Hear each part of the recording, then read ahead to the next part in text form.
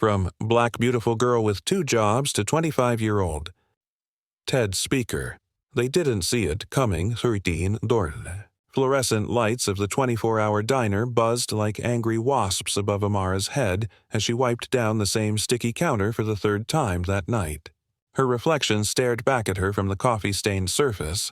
Tired eyes, natural hair pulled back in a neat bun, the yellow uniform that never quite fit right around her shoulders.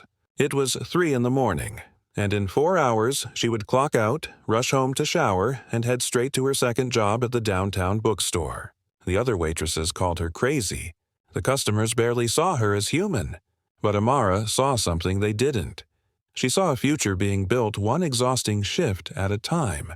This is the story of how a young black woman went from being mocked as that beautiful girl with 2 jobs to standing on a TED stage at 25, teaching the world about resilience. They didn't see it coming.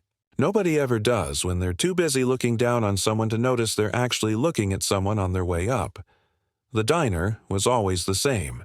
The smell of old grease mixed with cheap coffee. The sound of trucks pulling off the highway. The same drunk college kids stumbling in at 2 in the morning, laughing too loud and tipping too little. Amara had been working there for 2 years, ever since she turned 21 and needed money to pay for her online business courses. Her mother had gotten sick, and the medical bills were piling up like snow in winter. Her father had left when she was 12, taking his paycheck and his promises with him. So Amara did what she had always done. She figured it out herself. The morning shift at the bookstore paid minimum wage, but it gave her access to all the business books she could read during slow hours. The night shift at the diner paid slightly better with tips, and, more importantly, it was quiet enough after midnight that she could study on her phone between customers. She had downloaded every free course app, every educational podcast, every TED Talk that could fit on her phone's memory. While other 23-year-olds were out at clubs, Amara was serving pancakes to truckers and memorizing marketing strategies between orders of scrambled eggs. Her coworkers at both jobs had opinions about her life choices. They always did. At the diner, Marlene, a 50-year-old woman who had been waitressing for 30 years, would shake her head and click her tongue. "Girl, you're going to burn yourself out before you hit 25, she would say, lighting another cigarette on her break. "I've seen girls like you before. Pretty, smart, thinking you're different. But these streets don't care about your dreams. They'll chew you up and spit you out." At the bookstore, her manager Kevin, a 35-year-old man who still lived with his parents, would lean against the counter and smirk. "You know, Amara, you could just find a nice guy to take care of you. A beautiful girl like you shouldn't have to work this hard. My cousin has money. I could introduce you." Amara would smile politely, nod, and go back to work. She had learned long ago that arguing with people who couldn't see past their own limitations was like trying to explain color to someone who had always lived in darkness. They meant well, some of them, but their concern was really fear. Fear that someone they had written off might actually prove them wrong about what was possible. The breaking point came on a particularly cold Tuesday night in November.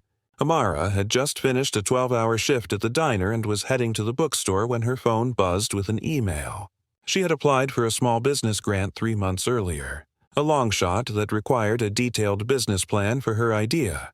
An app that connected elderly people in her community with young volunteers who could help with groceries, technology, and companionship. She had written the entire proposal on her phone during bathroom breaks, edited it on the bus between jobs, and submitted it with hands shaking from exhaustion and hope.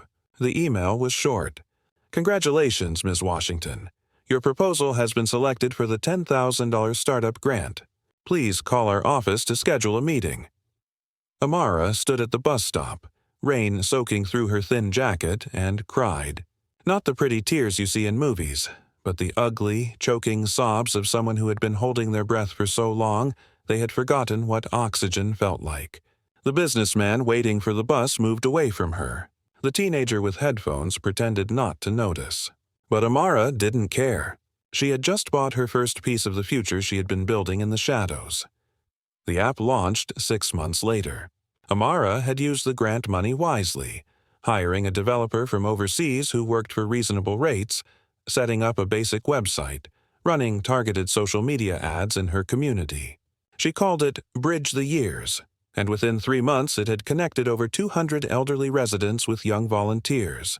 Local news picked up the story, then regional news. Then something magical happened. A producer from TED reached out.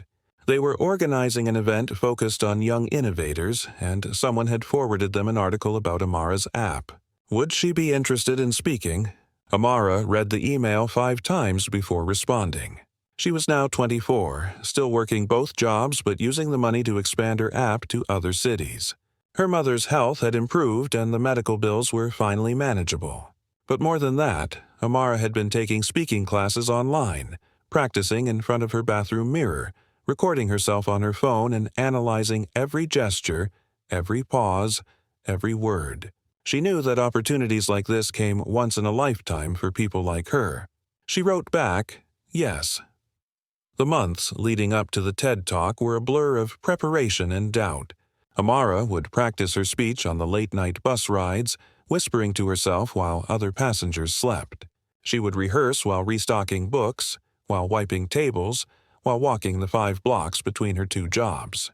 Her coworkers started to notice the change in her. She walked differently, talked differently, carried herself like someone who had a secret too good to share. Some were supportive. Others were skeptical. Marlene at the diner pulled her aside one night and said, "I heard you're doing some big speech thing.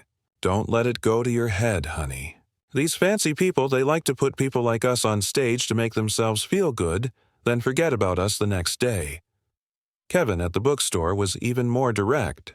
"A TED Talk? Really? What are you going to talk about? How to make coffee and scan books?" But there were others who believed.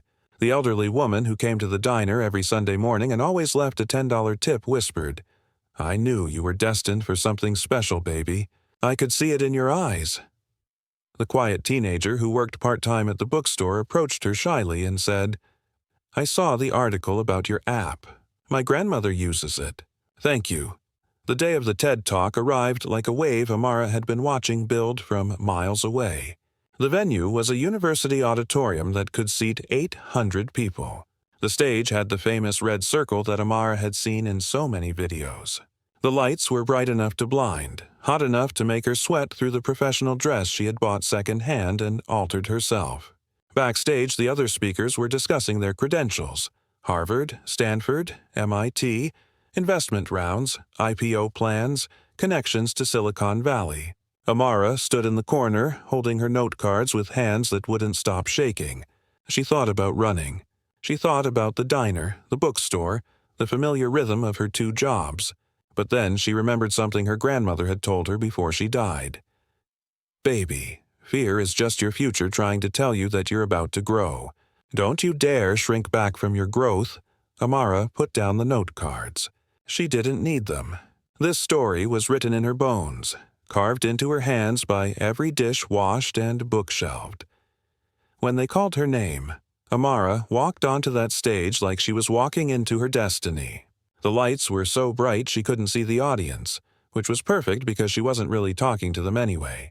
She was talking to every girl who had ever been told she was pretty but not smart enough, strong but not strategic enough, hard-working but not worthy enough. She started with a question. "How many of you have ever taken the bus at 4 in the morning?" Silence. "How many of you have ever calculated whether you have enough money for both lunch and bus fare home?" More silence. "How many of you have ever been called that pretty girl with 2 jobs like it was an insult, like wanting more from life was something to be ashamed of?" And then she told them her story. Not the polished version, but the real one. The nights she fell asleep standing up on the bus. The times customers threw food at her because their eggs were too runny. The days she went hungry so her mother could have medicine. The moments she wanted to quit but didn't, because quitting was a luxury she couldn't afford. But Amara didn't stop at the struggle. That would have been what they expected. Another poverty story to make them feel grateful for their privileges. Instead, she pivoted to the lessons. She talked about how working the night shift taught her that the world never stops moving, and neither should your dreams. She explained how dealing with difficult customers at 3 in the morning taught her patience and problem-solving under pressure, skills that helped her navigate. investor meetings, and partnership negotiations. She shared how managing 2 job schedules, online courses, and family responsibilities taught her time management at a level that MBA programs could never replicate. She showed them data from her app: 5,000 users across 3 cities, 50,000 hours of volunteer service logged, partnerships with major healthcare providers. She didn't beg for sympathy or understanding. She presented evidence. She showed receipts. She transformed every moment of exhaustion into a masterclass on resilience, every insult into a lesson on perseverance, every setback into a setup for something greater. The most powerful moment came when Amara talked about the people who doubted her. She didn't name names, but everyone could feel the weight of their words. "I was told I would burn out before 25, she said, standing in that red circle at exactly 25 years old. "I was told that pretty girls like me should find a man to take care of them. I was told that people like us don't get to stand on stages like this. And you know what? They were right about one thing. People like us don't usually get to stand on stages like this. But that's not because we're not capable. It's because we're too busy surviving to have time for performing. We're too busy building to have time for talking. We're too busy creating the future to worry about impressing the present."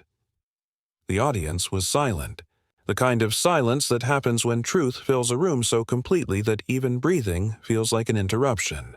Amara continued, her voice growing stronger with each word. "But today, I'm here to tell you that every late-night bus ride is a classroom. Every difficult customer is a teacher. Every person who looks down on you is accidentally giving you the fuel to rise above them." She talked about the specifics of building her business while working 2 jobs, how she would use the 15-minute breaks at the diner to respond to emails, how she would practice pitch presentations while mopping floors at closing time, how she learned to code by watching YouTube videos with one earbud in while taking orders. She showed them pictures, screenshots of her phone at 2% battery after studying all night, photos of her business plan written on napkins during slow shifts, images of her first office, which was actually just a corner of her mother's kitchen table. But more than the logistics, Amara talked about the mindset. "When you're working 2 jobs, she said, you don't have time for imposter syndrome. You don't have energy for self-doubt. You show up because showing up is the only option. And somewhere between the exhaustion and the determination, you discover that you're capable of more than anyone, including yourself, ever imagined." The turning point of her speech came when she addressed the audience directly. "I know what some of you are thinking," she said, making eye contact with the front row even though the lights made it impossible to actually see them. "You're thinking this is an inspiring story but not applicable to you. You're thinking that I'm special, different, exceptional. But that's where you're wrong. I'm not special. I'm specific. Specific in my refusal to let circumstances define my potential. Specific in my commitment to building something from nothing. Specific in my belief that 2 jobs is not a burden, but a bridge between where you are and where you're going." She pulled out her phone, the same cracked phone she had used to build her business, and held it up. "This phone has more cracks than apps, but it connected me to every resource I needed. It proved that you don't need the latest technology, you need the latest determination. You don't need perfect conditions, you need perfect conviction." Amara then shared stories from her app users. The elderly veteran who hadn't left his house in months until a young volunteer started taking him to the park every week. The grandmother who learned to video chat with her grandchildren overseas thanks to a patient teenage tutor. The young volunteers who discovered purpose and mentorship through serving others. "This app wasn't built in a Silicon Valley office," she said. "It was built on bus rides and bathroom breaks. It was funded by tips from truckers and spare change saved from skipping lunch. It was tested by the very community it was meant to serve. And that's why it works. Because innovation isn't about having resources. It's about being resourceful. Leadership isn't about having followers. It's about having the courage to go first, even when you're going alone." As she moved toward her conclusion, Amara's voice took on a different quality. Not louder, but deeper, like it was coming from somewhere ancient and unbreakable inside her. To every young woman watching this who's been called too ambitious, And to every person working multiple jobs who's been told they're doing too much. Hi to everyone who's been dismissed as that pretty face, or that try hard, or that one who thinks she's different. You are different. Not because you're special, but because you're specific in your refusal to be ordinary. The world will try to convince you that struggle is shameful, that wanting more is greedy, that believing in yourself despite evidence to the contrary is delusional. But I'm here, standing in this red circle that I used to watch on a cracked phone screen at 3 a.m, to tell you that your struggle is your strength. Your hunger is your power. Your belief in tomorrow is the down payment on a future that others can't even imagine. She paused, letting the words settle like seeds in soil. The auditorium was so quiet you could hear the air conditioning humming. Then Amara delivered her final lines, the ones she had practiced 1,000 times but that still felt fresh every time she said them. They called me that black beautiful girl with 2 jobs like it was supposed to be my ceiling. But I heard that black beautiful girl with 2 opportunities. They said I would burn out before 25. But candles don't burn out, they light other candles. They said people like me don't make it to stages like this. But here I am, not because I'm extraordinary, but because I did the ordinary things extraordinarily well. I showed up when showing up was hard. I learned when learning was exhausting. I built when building seemed impossible. And to those who said I wouldn't make it, who whispered behind my back, who laughed at my dreams, thank you. Your opinion didn't pay my future, but it did fuel my effort. Your doubt didn't define my destiny, but it did refine my determination. You didn't see this coming because you were too busy looking down to notice I was rising up. The last word had barely left her mouth when the auditorium erupted. Not polite applause, but the kind of standing ovation that starts in people's souls and erupts through their hands. Amara stood in that red circle, tears streaming down her face, not tears of sadness, but tears of arrival. She thought about Marlene at the diner, Kevin at the bookstore, all the people who had doubted her. She hoped they would see this. Not for revenge, but for revelation.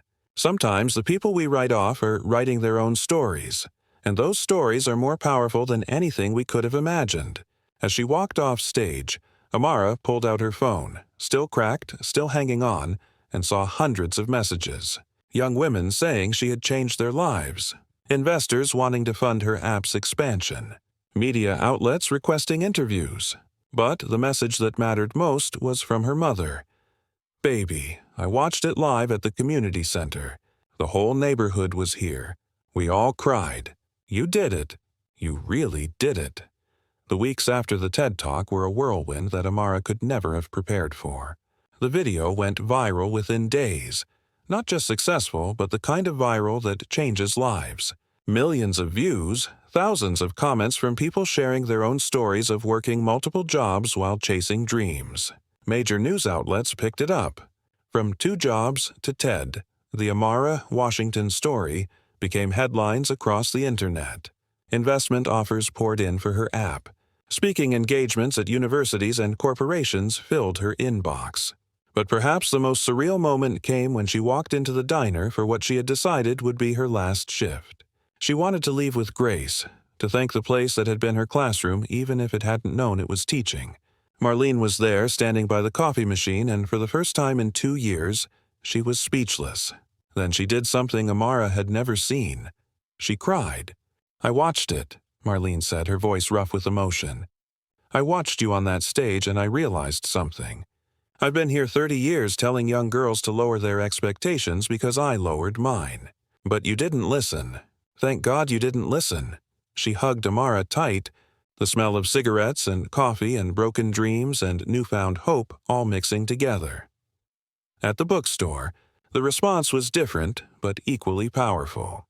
Kevin had already left, quit suddenly, Amara heard, after watching her talk and realizing he had been the manager of someone who had just changed the world while he was still living in his childhood bedroom.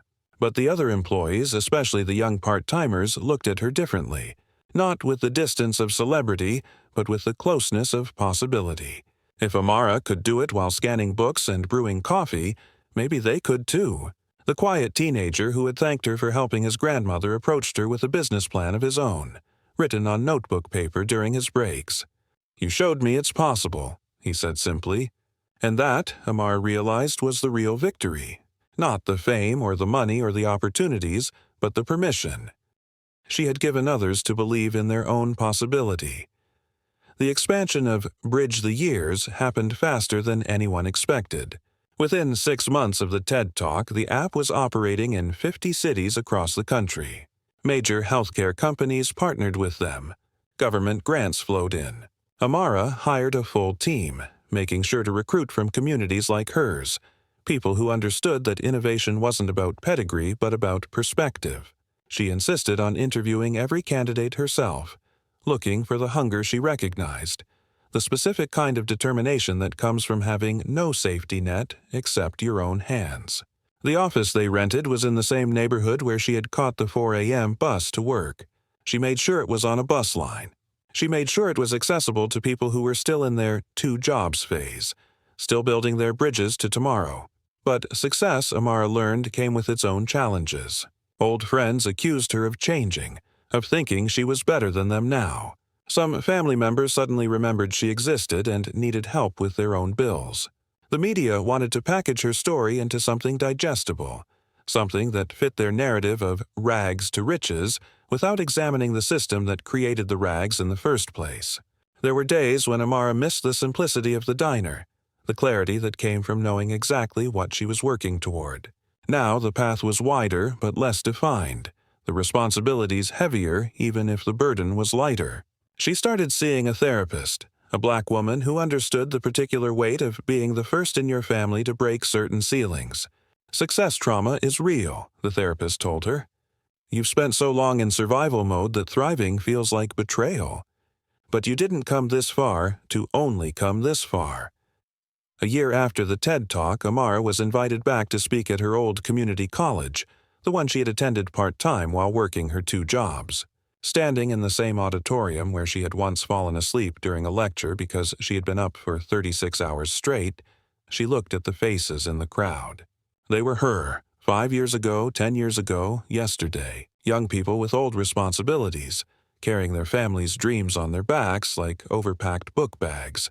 She didn't give them platitudes about following their passion or manifestation, or any of the privileged advice that assumes choice where there is only circumstance. Instead, she told them the truth. You're going to be tired. You're going to want to quit. You're going to wonder if it's worth it. And on some random Tuesday at 3 in the morning, when you're mopping a floor or stocking shelves or doing whatever you need to do to survive, you're going to have a moment of clarity. You're going to realize that this isn't your ending. It's your beginning. This isn't your identity. It's your investment. Every minimum wage hour is buying you maximum wisdom. Every person who underestimates you is accidentally teaching you to over-deliver, she continued, her voice carrying the weight of lived experience. They're going to call you names. That pretty girl with 2 jobs. That try-hard who thinks she's special. That one who doesn't know her place. Write them all down. Not for revenge, but for fuel. Because one day, you're going to stand somewhere you never imagined possible, and you're going to realize that every name they called you was actually a prophecy they didn't mean to speak.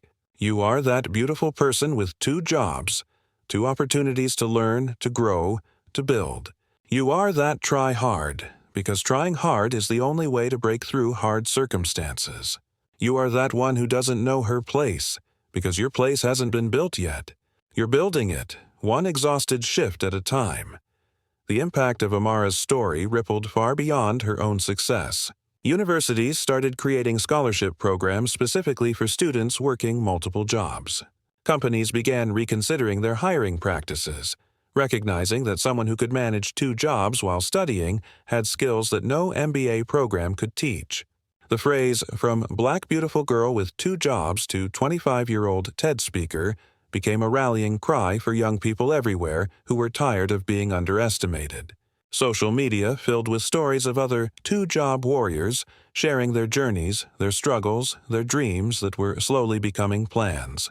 Amara's inbox flooded with messages from parents showing her talk to their children, from teachers using it in their classrooms, from managers reconsidering how they treated their entry-level employees.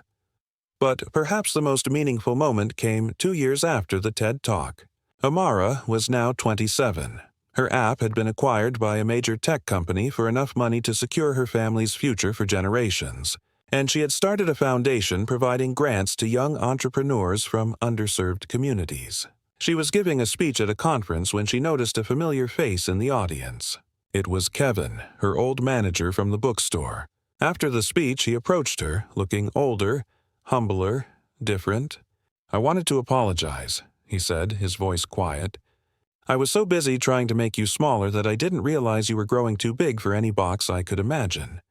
I quit the bookstore, went back to school, started my own journey. Your talk, it changed me, made me realize I was the one thinking too small." Amara smiled, not with satisfaction but with compassion.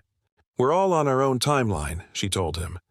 "The important thing is that you started." The foundation Amara created, called 2 Jobs to Tomorrow, became her true legacy. It didn't just provide money, it provided mentorship, connections, and, most importantly, belief. Every grant recipient was paired with a successful entrepreneur who had also come from challenging circumstances. The foundation funded not just business ideas but also the practical needs that kept people from pursuing them: childcare, transportation, basic technology. Amara insisted on reading every application herself, looking for that specific hunger she recognized, that determination that didn't need motivation because desperation had already provided it. In the first year alone, the foundation helped launch 50 businesses, from food trucks to tech startups, from cleaning services to creative agencies. Each success story was different, but they all shared one thing. They were started by people who refused to let their current circumstances define their future capabilities. Standing on another stage 3 years after her first TED Talk, now addressing the United Nations about economic empowerment and innovation in underserved communities, Amara thought about the journey from that sticky diner counter to this global platform. She was 28 now, had been featured on magazine covers, had met presidents and prime ministers, but she still kept that old cracked phone in her desk drawer, a reminder of where she came from and why she couldn't stop. Her mother was healthy now, living in a house Amara had bought her, spending her days volunteering with the very app her daughter had created. The diner had closed, replaced by a chain restaurant, but Marlene still texted her occasionally, proud updates about her own granddaughter who was now in college, inspired by Amara's story to reach higher. In her UN speech, Amara didn't talk about policy or economics or the theoretical frameworks of poverty alleviation. She talked about bus routes at 4 in the morning. She talked about choosing between lunch and transportation. She talked about the dignity of work, even when that work is dismissed by others. "We keep talking about lifting people out of poverty," she said to the Assembly of World Leaders and Changemakers. "But what if we stopped seeing poverty as a whole to be lifted from and started seeing it as a foundation to build upon? What if we recognize that someone who can survive on minimum wage has maximum skills in resource management?